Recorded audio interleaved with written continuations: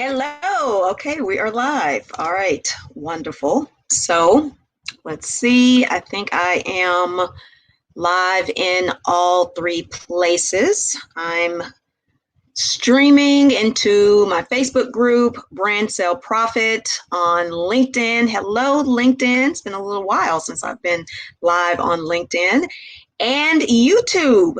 Don't you love technology? When it cooperates, it can be a wonderful, a wonderful thing. So, hello. I let's see, don't think anyone is on quite yet. I'm going to go ahead and dive in. I will leave this up for replay. So those of you, if you miss some of this, if you come in the middle, if you come in at the end, you can check out the replay. And I strongly encourage you to do that. And those of you on Facebook, if you can either provide permission to see your name, your profile picture, otherwise I cannot see it. So if you don't do that, then please say hello and drop your name, because otherwise I can't tell.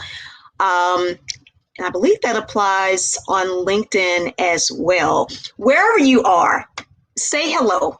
Okay, say hello so I can see the comments and see if it shows up, because actually on LinkedIn, now that I think about it, I don't think you have to do all that.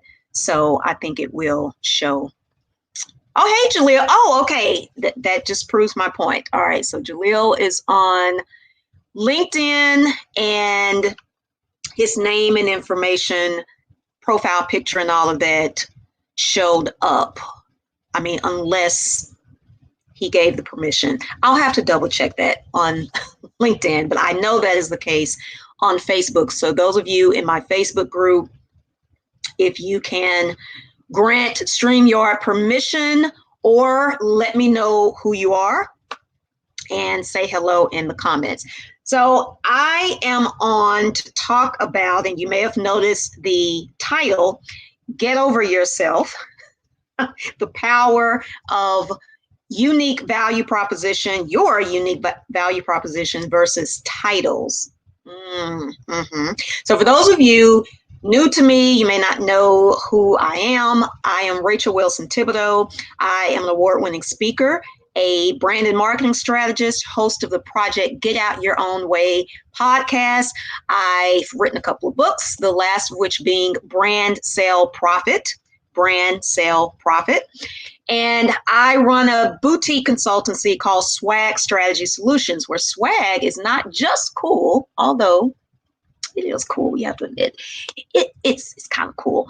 It is also an acronym that stands for Strategic Women Achieve Growth. SWAG, Strategic Women Achieve Growth. So we work a lot with impact-driven women entrepreneurs, experts, and service providers, helping them to develop breakthrough brands. In particular, we work with them to effectively pitch and position their offers, and to do so to their most profitable client. We help you identify, position, and pitch your most profitable client. And a lot of that has to do with what I call the power trifecta of brand and marketing strategy, which is targeting, positioning, and messaging. Just kind of marinate on that. Okay. And in case you don't know, yes, I can crack my own self up. I don't need any help whatsoever with that. So what I want to share with you today, and I probably won't be with you too long. Now, sometimes I say that and it ends up being a little longer than initially planned, but I doubt I will be with you too long today. So I see, and I don't know about any of you, maybe this applies to some of you, or at least some of you as well. But I certainly see and have come across a number of entrepreneurs, marketers, business leaders who are very focused on titles. They're focused on their own titles. They're focused on your title. They're focused on my title. Like titles are it's a big thing with them. And that can be problematic. It's not to say that a title absolutely doesn't matter, although in some cases it absolutely doesn't matter. What I'm saying, even more importantly, though, is there are things more important than your title, especially when it comes to marketing, especially when it comes to developing a brand. And that also has to do with search, as in SEO, search engine optimization. I'm going to touch on that just a bit later. But what is certainly, one thing certainly that is more important than your title, than my title, is our unique value propositions, our unique value proposition. And that is essentially the value, the unique value that we offer and why that matters. And if you have not really taken the time to create a solid, a powerful value proposition, and you are able to clearly and effectively communicate that, then you really should worry less about your title. You really should spend less time focusing on your title, because that, your value proposition, is really what your clients, your future clients, that's what they're more concerned about. That's what they really want to know, because your value proposition speaks to how you can help them, the result that you provide, the solution you provide to their problem. Your title may or may not communicate that. In a number of cases, it does not. So let's just talk about some titles, popular titles, the most used titles, I would say, that we tend to hear in the business world.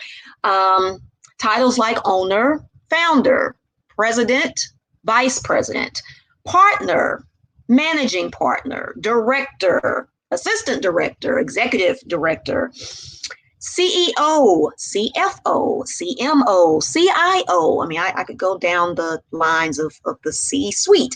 We hear all these titles. And again, it's not to say that the titles mean absolutely nothing, but they're not always the most important thing. They're not always the thing that you should really be focused on when you are introducing yourself, introducing your business, sharing what you do with someone, especially a potential client. And so let me bring this back into SEO. I mentioned that before. So for example, if you are on social media, just like we are now, I just mentioned before, I'm on 3 different platforms currently. If you're seeing me on any of these platforms, YouTube, Facebook, LinkedIn, you're also on social media. Even if you're not on social media, maybe it's another online platform. But if you are in the online space and you are sharing information, sharing content about what you do, then this whole idea of focusing more on titles versus what you actually do, your value proposition, it becomes important in another aspect, and that is search. Because here's the thing, your ideal customers, your most profitable client, as I like to refer to them, they're not searching for, at least typically, they're not searching based on your title. They're not searching for CEO. They're not searching for founder. They're not searching for president or vice president. The only people, again, typically, there's always some exception, okay, but we don't tend to operate in exception world. We operate in what is typical, all right? So the only people usually looking for titles like that are recruiters. Like if they're looking for someone to fill a position, someone to fill a job for CEO, for president, for vice president. Otherwise, if you're a president and an accountant, I'm about 98.6% sure, probably 99.6% sure that your clients are looking for accountant versus president. If you are a founder who happens to be a graphic designer, your potential clients are not looking for founder. They're looking for someone to help them with their graphic designs. So that's what they're going to actually enter into search: graphic design person, graphic designer. They probably won't put graphic design person, although you never know.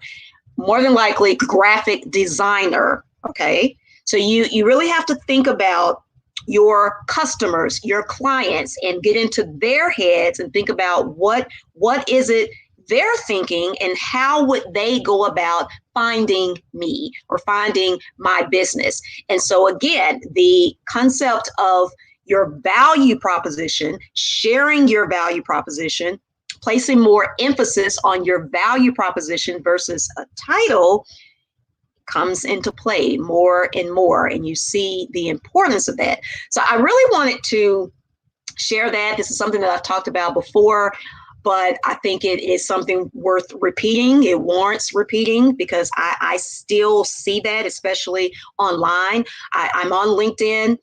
It's one of the platforms I'm on. Still see that a lot on LinkedIn. Still see people who are business owners, people who are in sales, people who have products and services that they want to sell. They are trying to attract a certain clientele, a certain target audience.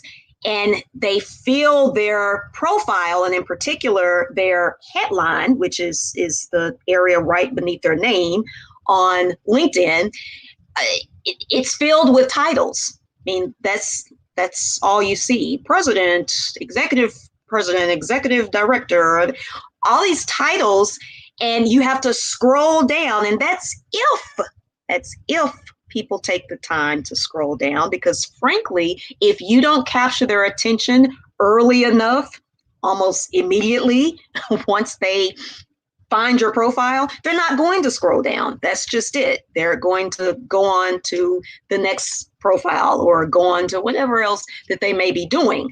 So if they happen to scroll down, well, then maybe later on further down in your profile, they'll see what you actually do. But are you willing to risk that? Are you willing to risk not having someone who could be, again, your ideal client, not take the time to scroll down because they didn't see front and center what it is you do and how you can help them? So I strongly encourage you, whether it's on LinkedIn, I would say even more so on LinkedIn, if you are a service provider, if you have a product or service that you are really looking to segment, it's more niched, or you want it to be more niche, you want to sell at a higher price point, I strongly encourage you to focus more on your value proposition versus your title. I know you like your title. I know that you may have worked hard to get your title. Hey, I get it. But at the same time, your customers, your clients, and if they don't already know you, that's not the most important thing to them. The most important thing to them, I mean, I know it's not the best thing, or we don't necessarily like to think like this, but most people are selfish. Most people are more concerned about them. What can you do for me? So they are most concerned about how you can help them. So there you go. I strongly encourage you to focus on your value proposition more, kind of a lot more, than you focus on your titles. Let's see. Oh, we have a question. Is it possible to have multiple value propositions? I think so, but Jalil, you have to, let's define multiple. I don't think you should really have more than two. Three is kind of pushing it. If you have more than two, I think then you have to seriously consider diversifying your brand. You have to kind of start splitting your actual brand, your brand message, because 3, 4, or 5 value propositions, that gets confusing. And you're a marketing guy too. Consumers or potential consumers do not tend to take action when they're confused. So I do think you can have two value propositions. I mean, essentially with no problem, because you may have two different audiences. You may have two ideal clients. But again, if you have 3, if you have 4, I think you have to really evaluate, okay, what is it exactly that I'm providing? How is it valuable? Is it for the same group of people? You have to really just start, answering some questions and determine, is that really the way to go? So hopefully that answers your question. So you guys, I'm going to be diving a lot deeper into this. Value proposition is just one of the things I'm going to touch on in the upcoming workshop, actually tomorrow. Pivot to Profit, Target, and Niche Formula. The Pivot to Profit, Target, and Niche Formula. And just as the name pretty much describes, we're going to be talking, really going deeper into targeting your target and niching down your niche. That essentially means getting really specific, more specific for a number of you, a lot more specific than you have been in terms of your target market. This is something that still plagues a lot of people. A lot of people struggle with, people in terms of marketers, business owners, sometimes salespeople. You'll identify a target and you think it's pretty much targeted, and a lot of times it's really not. It's still too broad. It's still vague. And the same thing applies to your niche. And so we're going to really peel back the layers on what does it mean to really hone in on a more specific target market, which includes your target market, includes your most profitable client, or as a number of other people say, your ideal client. We're going to talk about how your brand fits into that, your brand promise, your core brand message. It all comes together. And we're actually going to go through several examples of different professions, different businesses that can really get more specific. I'm going to share some actual examples with you of super niched businesses, super niched service providers, and how they've been very successful. Because for a lot of people, it's kind of a contradiction. It's an oxymoron, that I have to go really deep, or I need to go small to actually expand. But that's really what tends to happen. That tends to be the most effective way to go, rather than trying to be very broad and think that you're going to help the masses. And usually that's not going to happen. Not if you are a small business owner, a solopreneur, if you have limited resources, unless you have a huge marketing budget. And I know huge can mean different things to different people, but I will say huge as in high 4 to 5 figures a month, not a year, like a month. And some businesses have that. I mean, for some businesses, that's nothing. But for a number of small businesses and solopreneurs, yeah, a 5-figure marketing budget, not revenue, just for your marketing budget, that can be considered huge. So if you don't have that, that's even more reason for you to really get niched and specific and be able to really hone in and connect with that client, that customer who will mostly benefit,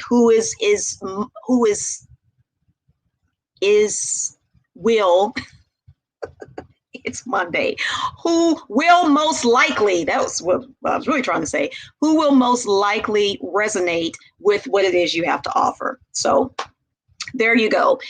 You can still reserve your spot for that by going to www.bit.ly/target and niche now. That is bit.ly/target and niche. That's NICHE now. bit.ly/target and niche now. The workshop is tomorrow on August 17th. It will be live. If you cannot make it live, I strongly encourage you to make it live. But if you are not able to make it live, you will get access to the replay if you grab your spot.